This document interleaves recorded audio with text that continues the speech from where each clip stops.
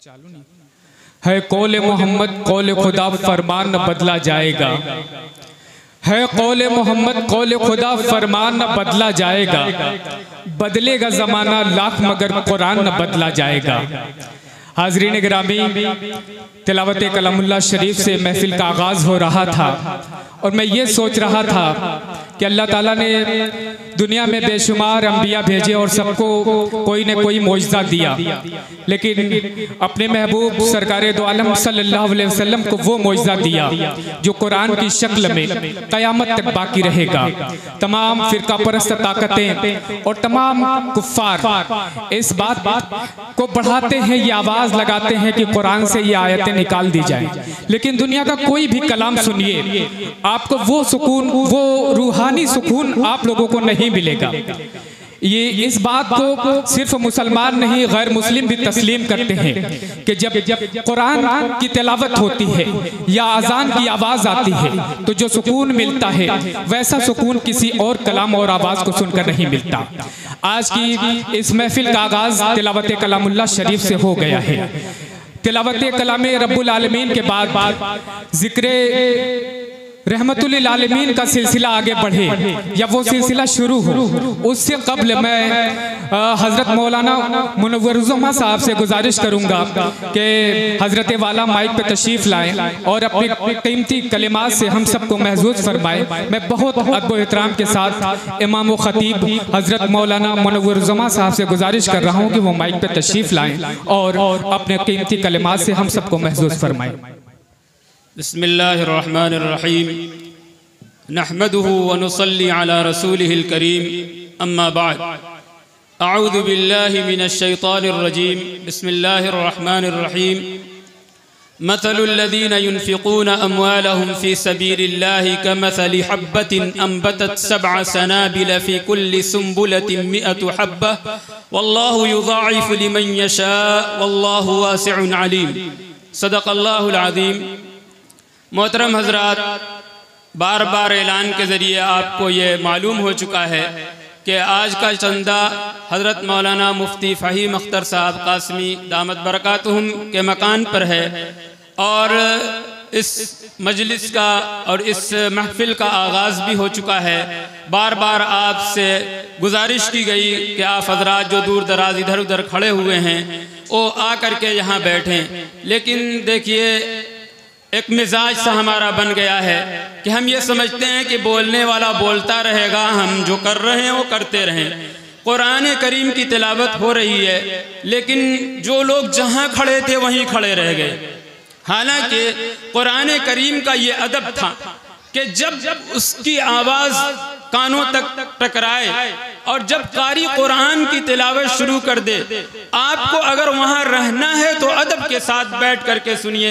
इस तरीके से खड़े होकर के मुंतशिर होकर के कुरान सुनना ये अदब के ख़िलाफ़ था, ये मुनासिब नहीं था, लेकिन किसी ने इस चीज़ को अपने जहन में, अपने दिल दिमाग में इसको नहीं लिया। ये एक तरीके से हमारी कैफियत होती जा रही है, इस कैफियत को बदलना चाहिए और जिन चीज़ों का जो आदाब है उन आदाब को बजा लाना चाहिए। एक मुअद्दब इंसान वही माना जाता है जो अदब के तमाम पहलुओं पर नज़र रखे, कुछ को अदब बजा लाए और कुछ की बेअदबी कर दे। ऐसे आदमी को मुअद्दब नहीं कहा जाता, बाअदब नहीं कहा जाता। बाअदब इंसान वो होता है कि जहाँ जिस अदब की ज़रूरत हो फ़ौरन उस अदब को बजा लाए। मैं इतनी बातें कह रहा हूँ लेकिन टस से मस कोई आदमी नहीं हो रहा है। बहरहाल ऐसा ज़्यादा कहना भी मुनासिब नहीं है। मैं थोड़ा सा आज के उन्वान के तनाजुर में कुछ बातें आपके सामने रख देना चाहता हूँ। ये चंदे की मजलिस है और मैं सोच रहा था कि मैं क्या बोलूँ। एक वाक़या मेरे जहन के अंदर आया कि हज़रत मूसा अलैहिस्सलातु वस्सलाम का जब इंतकाल का वक्त करीब आया, जब उनके मौत का वक्त करीब आया तो अल्लाह ताला ने मलकुल मौत को हज़रत मूसा अलैहिस्सलातु वस्सलाम के पास एक इंसानी शक्ल में भेजा। हज़रत मूसा अलैहिस्सलातु वस्सलाम के पास फरिश्ता मौत इंसानी शक्ल में आता है और आकर के अर्ज करता है कि आपका वक्त पूरा हो चुका है, अल्लाह की तरफ से आपका बुलावा है, आप चलिए। हज़रत मूसा अलैहिस्सलातु वस्सलाम एक इंसानी शक्ल के आदमी को देख करके ये महसूस नहीं कर पा रहे कि ये मलकुल मौत हो सकता है, ये फरिश्ते मौत हो सकता है। हजरत मूसा अलैहिस्सलाम ने अपनी जलालत का काम किया और थप्पड़ उठा के ऐसा जोर का मारा कि उस फरिश्ते की एक आंख निकल गई। फरिश्ते मौत बारगाह इलाही में हाजिर होता है और अर्ज करता है कि बारी ताला आपका वो बंदा यानी हजरत मूसा अलैहिस्सलाम मौत पर राजी नहीं है, यानी वो मरना नहीं चाहते हैं। अल्लाह ताला ने उस फरिश्ते की उस आंख को अपने हुक्म के जरिए, अपने कुन के इशारे के जरिए ठीक कर दिया।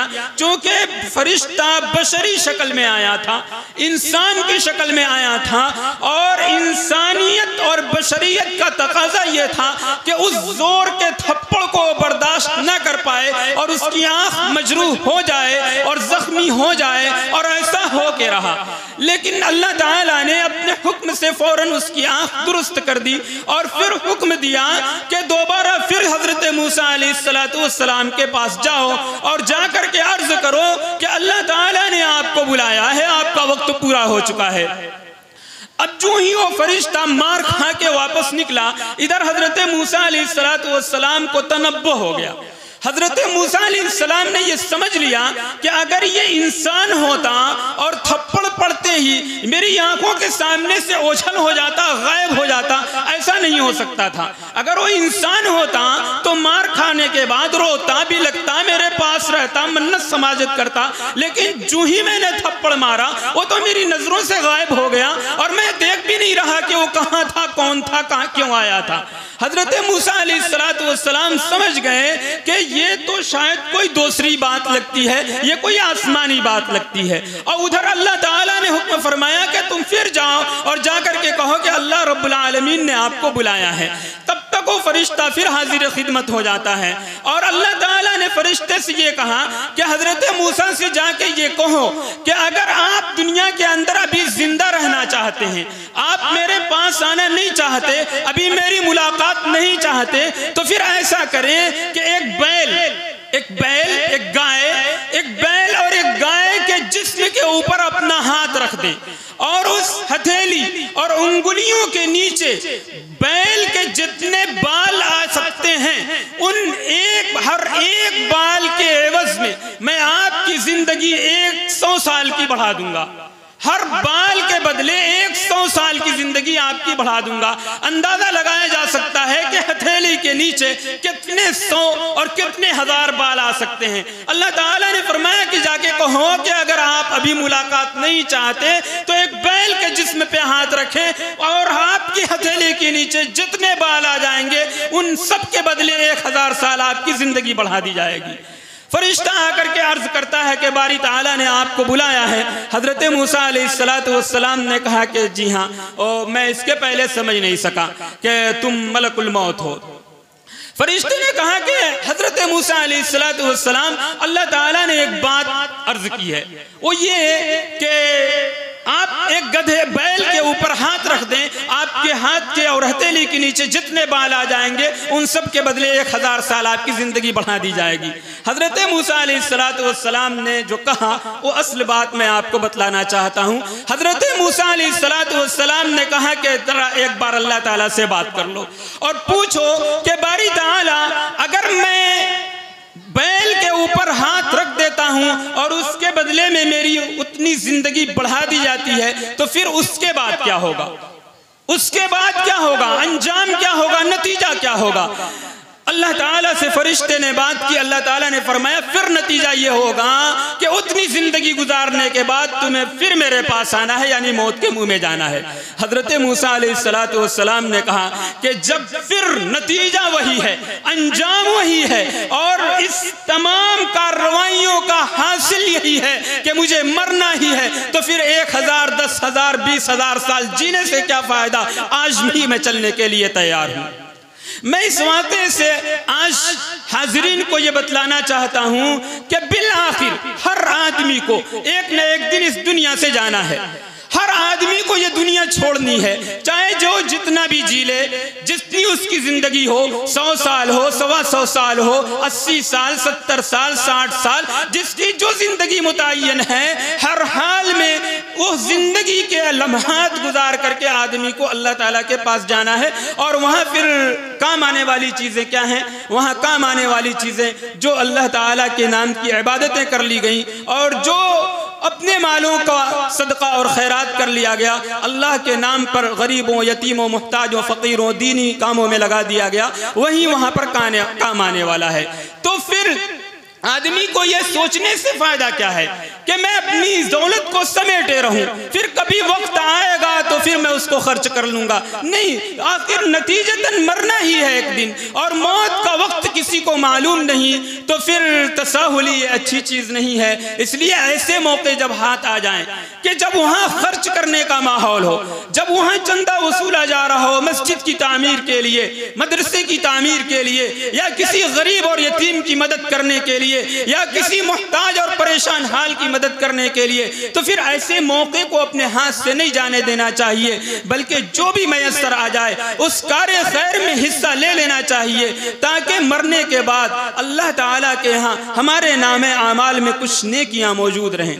वरना आज जो बुराइयों का हाल है, आदमी चाहते न चाहते दानिस्ता तौर पर, और बहुत सारी बुराइयां और गुनाहें नादानिस्ता तौर पर, ऐसा माहौल, ऐसा मुआशरा हो चुका है कि आदमी बचते बचते वो गुनाह कर बैठता है, बचते बचते गुनाह के करीब चला जाता है। तो जहां कदम कदम पर बुराइयां हो, जहां कदम कदम पर गुनाह होने का इम्कान हो, वहां नेकी का मौका मैसर आ जाए, ऐसे मौके को हाथ से नहीं जाने देना चाहिए। आज मेरी गुजारिश ये है कि जो लोग आज के इस प्रोग्राम को सुन रहे हैं, जो यहाँ मौजूद हैं हाजिरीन, और जो हाजिरीन नहीं हैं, जो पर्दे के आड़ से सुन रहे हैं, माँ और बहनों से भी गुजारिश है कि आज ये अच्छा मौका हाथ आया है मस्जिद की तामीर में हिस्सा लेने का। मस्जिद की तामीर में हिस्सा ले लेना ये कोई मामूली चीज नहीं है। हदीस में फरमाया गया, मन बना लिल्लाहि मस्जिदन बनल्लाहु लहु बैतन फिल जन्नह, कि जो आदमी मस्जिद की तामीर में हिस्सा लेता है, अल्लाह ताला उसके लिए जन्नत के अंदर महल बनाते हैं और घर बनाते हैं।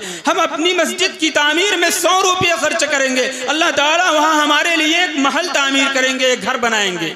और फिर अल्लाह के रास्ते में खर्च करना ये कितने बड़े सवाब की चीज़ है। मैंने आयते करीमा पढ़ी, मसलुल्लज़ीना युनफ़िक़ूना अम्वालहुम फ़ी सबीलिल्लाह, जो लोग अल्लाह के रास्ते में अपने मालों को खर्च करते हैं, अल्लाह ताला कुरान करीम में उसकी मिसाल देते हैं, मसलु कहब्बतिन अंबतत सबअ सनाबिल फ़ी कुल्ली सुंबुलतिन मिअतु हब्बा, कि आदमी अल्लाह की राह में, अल्लाह की रज़ा के लिए, अल्लाह की खुशनुदी हासिल करने के लिए, अल्लाह ताला की मर्ज़ियात हासिल करने के लिए 1 रुपया खर्च करता है, तो उस 1 रुपये की मिसाल ऐसे है कि जैसे किसान गेहूं का एक दाना जमीन के अंदर डाले और उस दाने से एक नन्हा सा पौधा नमूदार हो, और उस पौधे के अंदर 7 बालियां निकले, 7 बालियां उगे, और हर बाली के अंदर 100 दाने हो, तो एक गेहूं के दाने ने 700 दाने पैदा कर दिए। अल्लाह की राह में खर्च करने का ये सवाब है। अल्लाह ताला फरमाते हैं 1 रुपया जिसने खर्च किया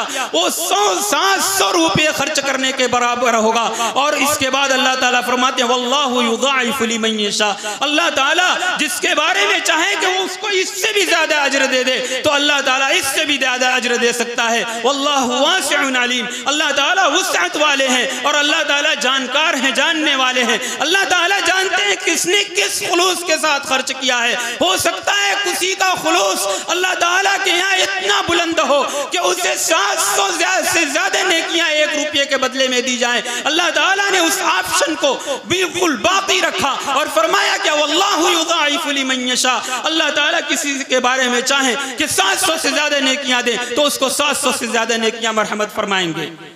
ये इतनी बड़ी कार्य खैर की चीज़ है। 1 रुपया खर्च करो, 700 रुपये खर्च करने का फ़ायदा हासिल करो। ऐसा मौका हाथ से क्यों जाने देना चाहिए। इसलिए हमारी दरख्वास्त है कि हम सभी लोग इस मस्जिद के इस तामीर में बढ़ चढ़ करके हिस्सा लें और माहौल बनाएं। शुअराए किराम जब नातों का सिलसिला शुरू करें, एक ऐसा माहौल हो कि हर हाथ से कुछ न कुछ आ रहा हो। इंशाअल्लाह इससे मस्जिद की तामीर में सहूलत पैदा होगी और आपके नामे आमाल में और आपके सवाब में इजाफा इजाफा होता रहेगा और इस तरीके से जो है ये सदक़े जारिया बनता रहेगा। सदक़े जारिया ये यानी आप मर भी जाएंगे, उसके बाद भी आपकी मस्जिद का में तामीर में हिस्सा लेने का सवाब आपके नामे अमाल में जाता रहेगा। इसलिए ये बहुत अच्छा मौका है। मैं एक बार और दरख्वास्त करूँगा कि आप हजरात तशरीफ़ लाएँ और अदब के साथ बैठें। देखिए उमूमन इस मजलिस के अंदर नातों का जो है के अशार पढ़े जाते हैं, हज़रत सल्लल्लाहु अलैहि वसल्लम की मदह सराई की जाती है,